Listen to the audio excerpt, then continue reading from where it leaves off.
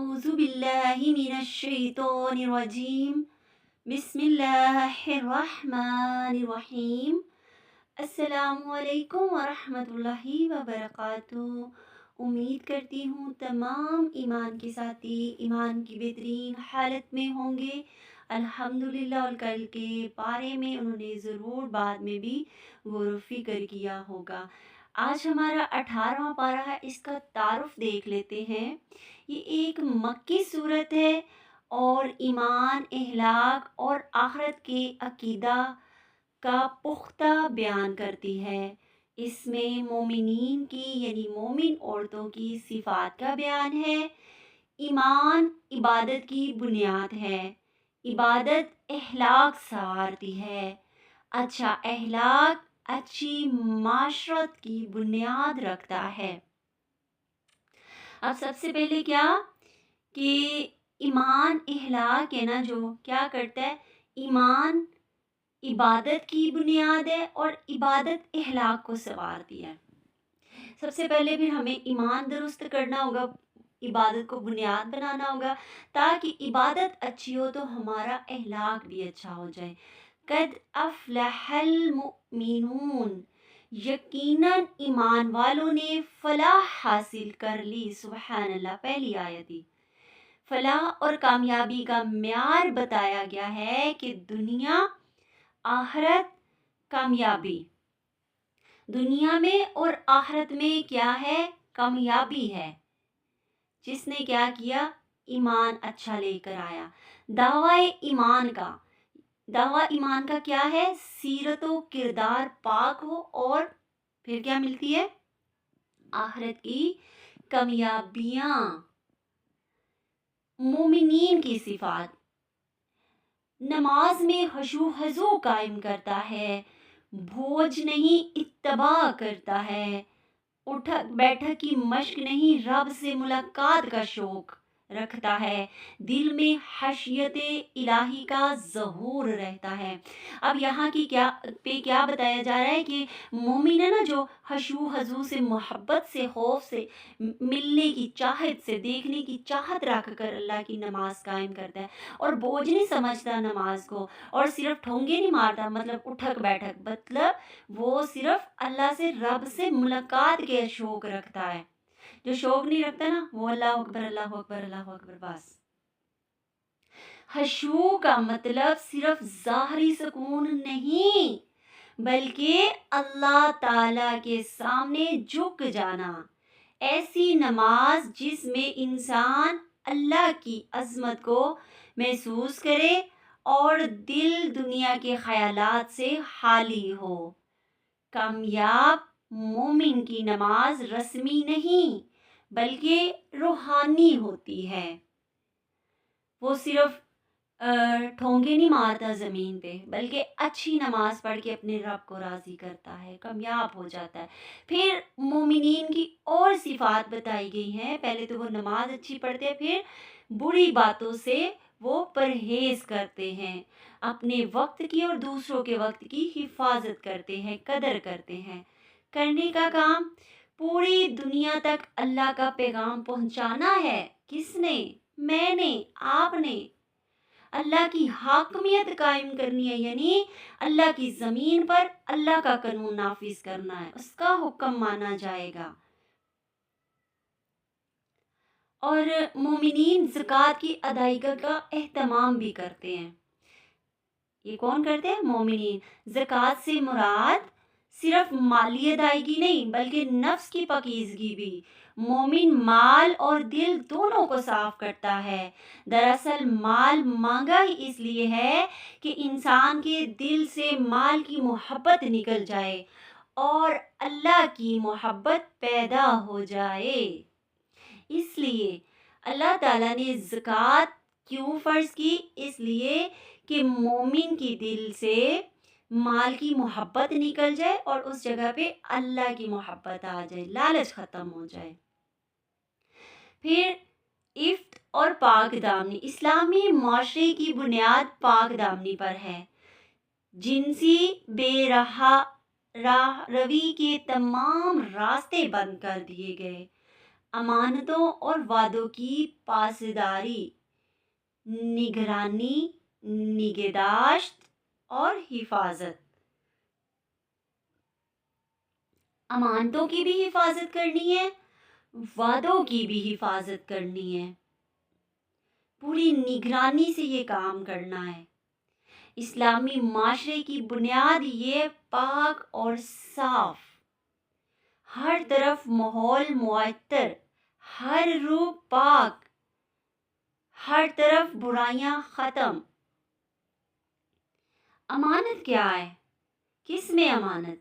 مال میں، گھر کی نگرانی میں، اولاد میں، زندگی میں، وقت میں، عہدے میں، راز میں، ذمہ داری میں۔ یہ کیا کرنی ہے؟ ان سب کے اندر امانت میں خیانت نہیں کرنی۔ یہ ساری امانتیں ہیں۔ نتیجہ، قابل اعتماد افراد تیار ہوتے ہیں جو معاشرے میں خیر اور بھلائی پھیلاتے ہیں۔ تو ہمیں کیا کرنا ہوگا؟ یہ جتنی چیزیں گنوائی گئی نا، اس کو پھر سے فنگر ٹپس پہ گن لیں۔ مال، ذمہ داری، راز، عہدہ اور وقت، زندگی، اولاد، نگہبانی گھر کی۔ 8 ہمارے پاس آپشن آئے ہیں، ٹھیک ہے؟ تو ہم نے کیا کرنا ہے؟ اس میں امانت میں خیانت نہیں کرنی۔ پھر کیا فرمایا جا رہا ہے کہ نمازوں کی حفاظت کرنی ہے۔ کیسے؟ شرائط کیا اس کی شرائط ہے کہ نماز میں وقت پر نماز کی ادائیگی بہت ضروری ہے۔ جیسے اذان ہو فوراً سے باجماعت نماز پڑھنی، یعنی نماز قضا نہ ہو، اور ہر فرض نماز وقت پر پوری کی جائے۔ کبھی بھی شوق یا مصروفیات کی بنا پر نماز چھوڑنا درست نہیں ہے، چاہے وہ بازار میں ہو، شادی میں ہو، ہسپتال میں ہو، فوتگی میں ہو، ہر جگہ پر پابندی۔ نماز کے دوران اللہ تعالیٰ سے وعدہ، کون سا وعدہ؟ ایاک نعبد و ایاک نستعین، مدد کا استحقاق، اللہ کی بندگی۔ ایاکا، اللہ سے وعدہ کرنا ہے میں صرف تیری نعبد عبادت کرتی ہوں، و ایاکا، اور صرف نستعین تجھ سے مدد مانگتی ہوں۔ جنت کے وارث جو دنیا میں خود کو اللہ کے سپرد کر دے، آخرت میں سب کچھ اس کا ہو جائے گا۔ کون ہے جنت کے وارث؟ جو دنیا میں اپنی ہر چیز، ہر کام اللہ کے حوالے کر دے، اللہ پہ بھروسہ کر دے، تو اللہ تعالیٰ آخرت میں سب کچھ اس کے حوالے کر دے گا، ٹھیک ہے؟ نماز کو کیسے بڑھایا جائے؟ ایمان کو شعور کی سطح پر لے جانا، شعوری ایمان۔ اللہ ایک ہے، وحدہ لا شریک، ہم اسی کے غلام ہیں اور پابند ہیں۔ اللہ تعالیٰ کی عبادت زندگی کا ہمارا مقصد ہے۔ ایمان کو کیسے بڑھائیں گے ہم؟ شعور کے ساتھ۔ تو شعور کیا؟ اللہ کے سوا کوئی شریک نہیں۔ پھر یہ سب فائدے روزانہ محاسبہ کرنے سے حاصل ہوں گے۔ قرآن کا مطالعہ طالب علم کی حیثیت سے باقاعدہ کیا جائے کہ میں ایک طالب علم ہوں، اس دنیا میں آیا، سیکھنا ہے مجھے۔ کیا پڑھا جائے؟ کیا پڑھیں ہم؟ قرآن پڑھیں، حدیث پڑھیں، حدیث مبارکہ کا مطالعہ کریں۔ نماز عادت نہیں، اللہ سے ملاقات کا ذریعہ ہے۔ ترجمے کی دہرائی کریں، ترجمے سے پڑھنے کی کوشش کریں، سنیں۔ سجدے میں ذاتی دعائیں، لغو سے بچنا، سوشل میڈیا، زائد ضرورت گفتگو، سارا کچھ ہم نے ختم کرنا ہے۔ پھر سب سے بڑا جہاد کس سے ہے؟ ہاں، سب سے بڑا جہاد نفس سے ہے۔ کیا اللہ ہمارے عذرات کو قبول کر رہا ہے؟ اللہ کا ذکر دلوں کے داغ دھو دیتا ہے۔ رمضان میں دلوں کے زنگ کو کیسے دور کریں؟ ذکر الہی اللہ کی تسبیح کیا کریں، تلاوت قرآن پاک کیا کریں، سنا کریں، نماز تراویح پڑھا کریں، صبح شام کے اذکار پڑھا کریں، زیادہ سے زیادہ اللہ سے معافی مانگا کریں، مغفرت طلب کیا کریں، استغفار کیا کریں، اللہ کی طرف جھکا کریں، حیا اور پاک دامنی کا جذبہ لے کے آیا کریں، ایمان کے اندر مٹھاس پیدا کیا کریں۔ اصل معیار یہ ہے، گروہ بندی نہ کریں، مومنہ صفات پیدا کریں، پہلے اپنے آپ کو بدلیں، پھر اجتماعی اصلاح کریں، اجتماعی تبدیلی کریں۔ تو سب سے پہلے کیا کرنا ہوگا؟ پھر سب سے پہلے ہم نے اپنے آپ کو پاک کرنا ہوگا، اپنے من کو پاک کرنا ہوگا، اپنی روح کو پاک کرنا ہوگا، زبان کو پاک کرنا ہوگا، کردار کو پاک کرنا ہوگا۔ اس کے بعد کیا کریں گے؟ اجتماعی اصلاح کریں گے۔ پہلے ہم خود ہو جائیں، پھر ہم ان کی کریں گے، پھر کیا ہوگا؟ اجتماعی تبدیلی لانے کی کوشش کریں۔ تو سب سے پہلے میرے تیرے نبی صلی اللہ علیہ وسلم کو فرمایا کہ اے نبی اپنے گھر والوں کی اصلاح کیجیے، اس سے پہلے آپ کی اصلاح کروائی گئی، آپ کی تربیت کی گئی، آپ کے سینے میں قرآن محفوظ کرنا شروع کر دیا، پھر اس کے تھرو آپ کو آگے اجتماعی اصلاح کے لیے تیار کیا گیا۔ تو میرا بھی آپ کا بھی یہی کام ہے۔ مومنو تم وہ بات کیوں کرتے ہو جس پہ تم خود عمل نہیں کرتے؟ تو سب سے پہلے ہم نے خود عمل کرنا ہے۔ امت 73 فرقوں میں بٹ جائے گی، درست راستہ صرف رسول صلی اللہ علیہ وسلم اور ان کے صحابہ کا راستہ ہے۔ صحبت صالحہ بچاؤ کا بہترین راستہ کیا فرمایا گیا؟ نبی صلی اللہ علیہ وسلم نے فرمایا ہے کہ آنے والے دور میں امت 73 فرقوں میں بٹ جائے گی، اس میں سب سے بہتر راستہ کون سا ہے؟ جو اللہ کے محبوب اور اس کے صحابہ کی صفات پر چلے گا وہ کامیاب ہو جائے گا۔ مومنین آپس میں جسم کے مانند ہیں، جس کے ایک حصے میں تکلیف ہو سارا جسم محسوس کرتا ہے۔ یہ بخاری مسلم کی حدیث تھی۔ دین میں غلو سے بچو۔ مومن کیسے؟ سارے آپس میں ایک جسم کی طرح ہیں۔ اگر ایک بھائی کو درد ہوا، ہمارے سب کو درد ہونی چاہیے، ایک کو تکلیف ہوئی ہے سب کو ہونی چاہیے۔ تو ہم نے سب نے مل کر دین کا کام مل کے کرنا ہے۔ پھر شیطان کی چالیں ہیں، جب ہم دین کا کام کریں گے نا، شیطان رکاوٹ میں آئے گا۔ کیا کرے گا؟ وسوسے ڈالے گا، توبہ مؤخر کر دے گا کہ بعد میں کر لینا توبہ، جھوٹی امیدیں دلائے گا کہ تم کامیاب ہو جائے گے، اس کو چھوڑو، پھر خوف پیدا کرے گا، سستی اور کاہلی پیدا کرے گا، بڑے گناہ کو چھوٹا بنا کر پیش کرے گا، چھوٹے گناہ سے لاپرواہی کرے گا۔ یہ شیطانی چالیں ہیں، کیونکہ اس نے اللہ رب العزت سے چیلنج کیا تھا، کہنا نہیں مانا تھا تو جنت سے نکالا گیا نا۔ تو اب وہ کیا کرتا ہے؟ وسوسے ڈالتا ہے۔ جب بندہ توبہ کرنے لگتا ہے تو اللہ فرماتا ہے کہ میں بندے کی توبہ کرنا بہت پسند کرتا ہوں، تو یہ کرنے نہیں دیتا۔ یہ کہتا ہے یہ بعد میں کر لینا، رات کو کر لینا، تھوڑی دیر بعد میں کر لینا، صبح کر لینا، ابھی یہ کرو، ابھی وہ کرو، جھوٹی امیدیں دلاتا ہے اس کو۔ پھر شیطان کے مقابلے کا توڑ کیا ہے؟ اس کے مقابلے کا توڑ ایک ہی ہے، دعا کرے زیادہ سے زیادہ، ذکر کرے زیادہ سے زیادہ، علم حاصل کرے زیادہ سے زیادہ، توبہ کرے زیادہ سے زیادہ، عاجزی اختیار کرے زیادہ سے زیادہ۔ یہ منہ توڑ جواب ہے کس کو؟ شیطان کو۔ اے میرے رب، میں شیطانوں کے وسوسے سے آپ کی پناہ مانگتی ہوں۔ دعائیں کریں، ہر وقت ذکر کریں، توبہ کریں، عاجزی کریں۔ پھر شیطان کا منہ توڑ جواب ہوگا نا، تو وہ کیا پھر کرتا ہے؟ جب وہ ہار جاتا ہے تو کیا کرتا ہے؟ زمین سے ہاک اٹھا کے نا اپنے سر پر ڈالتا ہے اور اپنے آپ کو پیٹتا ہے کہ یہ کیا ہو گیا؟ بدبختی میری، یہ میں نے کیا کر دیا، یہ میرے سے کہاں پہ خسارہ ہو گیا۔ تو ہم نے بے انتہا اللہ کا ذکر کرنا ہے۔ کل بھی بتایا تھا زبان پہ یہ الفاظ بڑے ہلکے ہیں، میزان پہ یعنی ترازو پہ بڑے بھاری ہیں۔ سبحان اللہ و بحمدہ، بے حساب کریں۔ پھر نکاح، نکاح خاندان کے استحکام کی بنیاد ہے۔ نکاح کی ترغیب، جلد نکاح، راستے میں حائل رکاوٹیں اور بھاری برہم بھرکم جہیز، رسومات اور توقعات۔ نکاح کی ترغیب دیں، بہترین طریقہ ہے جلد نکاح کرنا، ٹھیک ہے، اور راستے میں جو رکاوٹیں ہوں اس کو دور کرنے کی کوشش کریں۔ جب بھی گلی سے راستوں سے گزرے، جو بھی آپ کے پاؤں میں اینٹ پتھر کچھ بھی آئے، کانٹے آئیں، آپ اٹھا کے اس کو سائڈ پہ کریں، راستہ بنائیں، ٹھیک ہے، اور بھاری بھرکم جہیز، ٹھیک ہے۔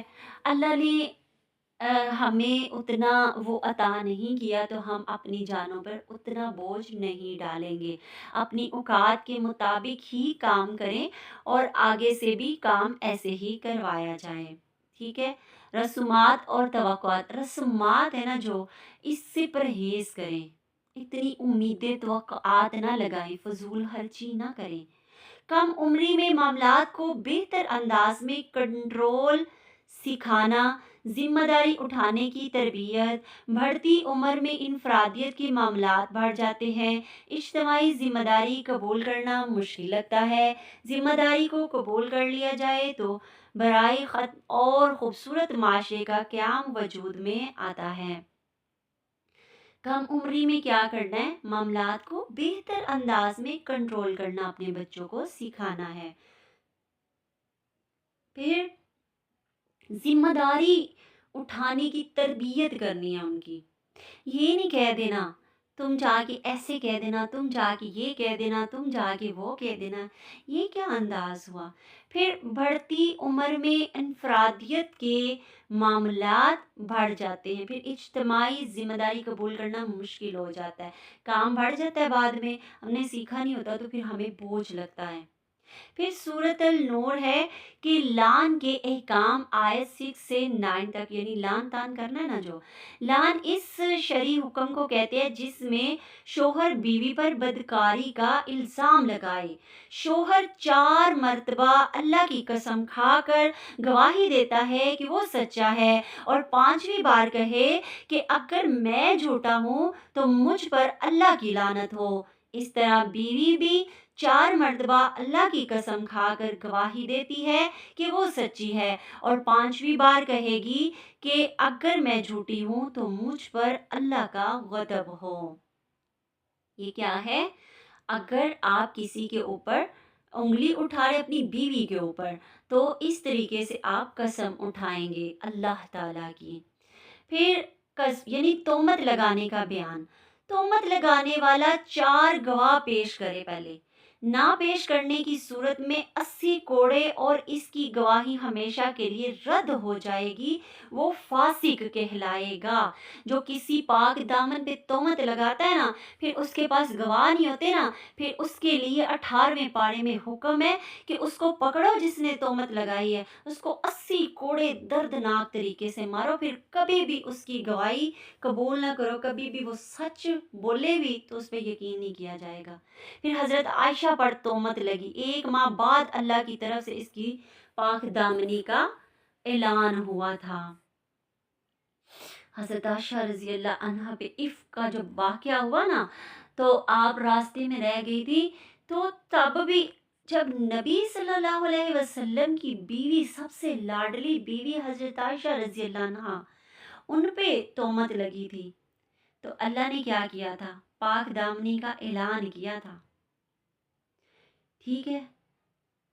تو اللہ تعالیٰ نے فرمایا تھا کہ میں پاکوں کے ساتھ پاک کو جوڑتا ہوں، ناپاک کو کیسے پاک کے ساتھ جوڑ سکتا ہوں؟ تو ہمارے نبی پاک تھے، ان کی بیوی کیسے ناپاک ہو سکتی ہے؟